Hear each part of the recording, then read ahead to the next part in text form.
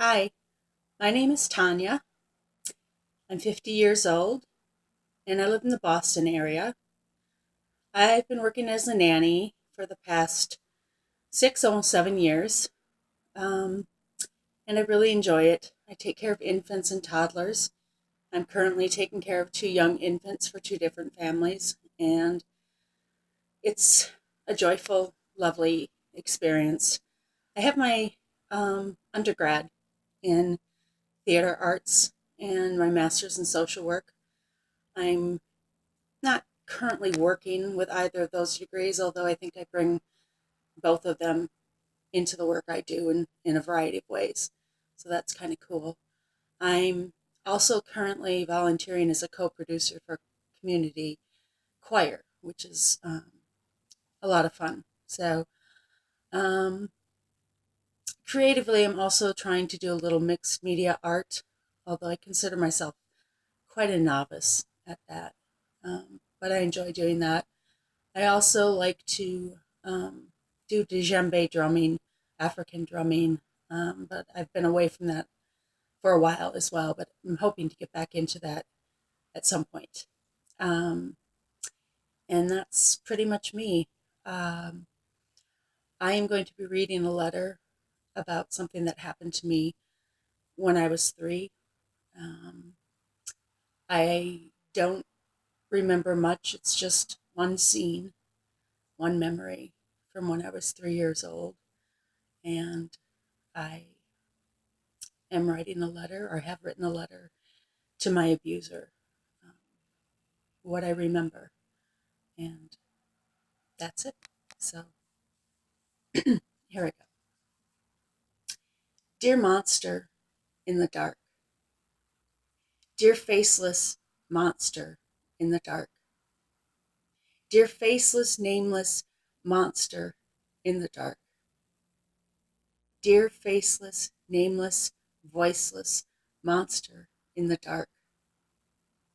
Do you remember me?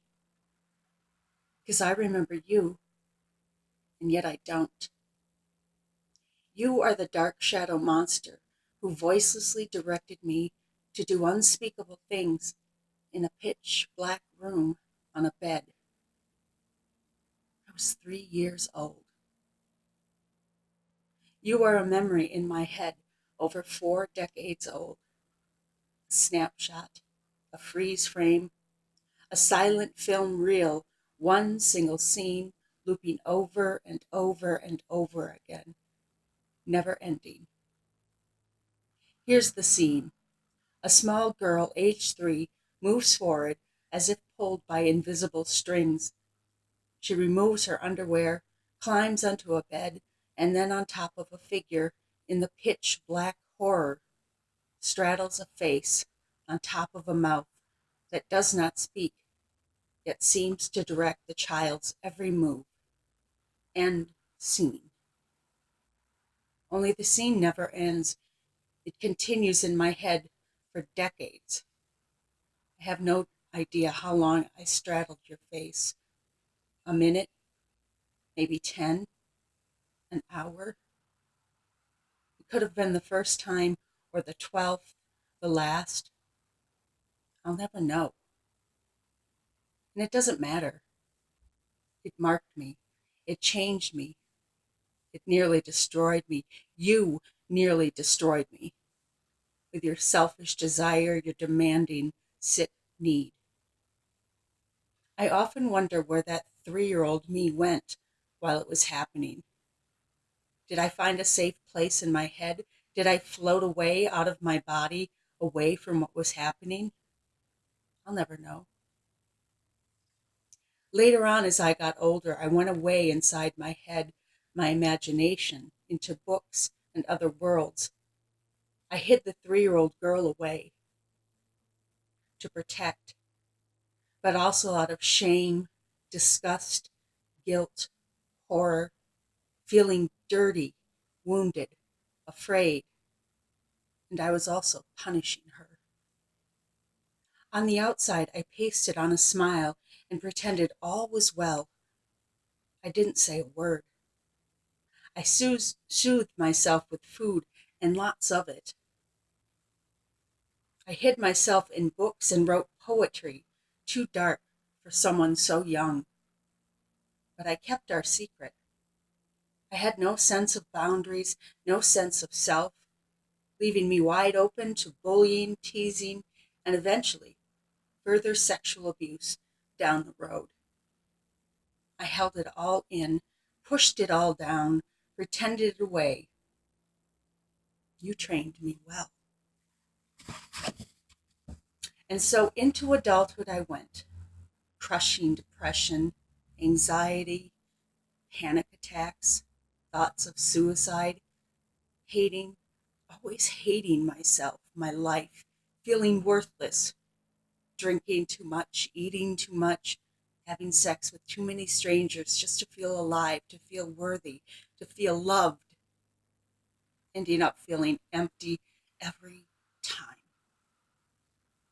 I was 33 before I finally broke my silence and uttered the words childhood sexual abuse.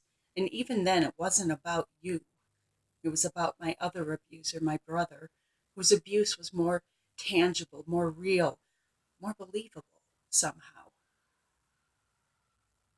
But how do I confront a nameless monster in my head? One that I know is real, yet seems so unreal at the same time. I wanted to be able to call you out, confront you, name you, remember the details of your face, your voice, anything to make you real. Turns out I didn't need any of that.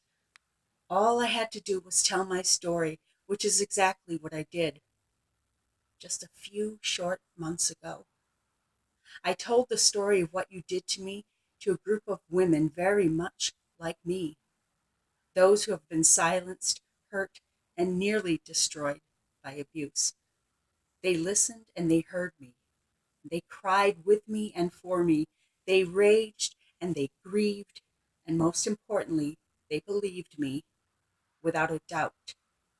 They held me in a safe and sacred space and accepted me. And that experience set me free and made me strong. Free from your cruelty. Your silent film of destruction no longer loops through my head. Your guilt and shame that you tried to lay in me, all that hatred, self-loathing, selfishness, pain, all of that, I give back to you where it belongs. It's yours. You need to do it differently this time. I wonder if you will. I don't hate you. I don't know you. But that energy, it's still there. I won't cast it away carelessly. Return to sender seems more appropriate. And now I'm on my way, 3-year-old in tow.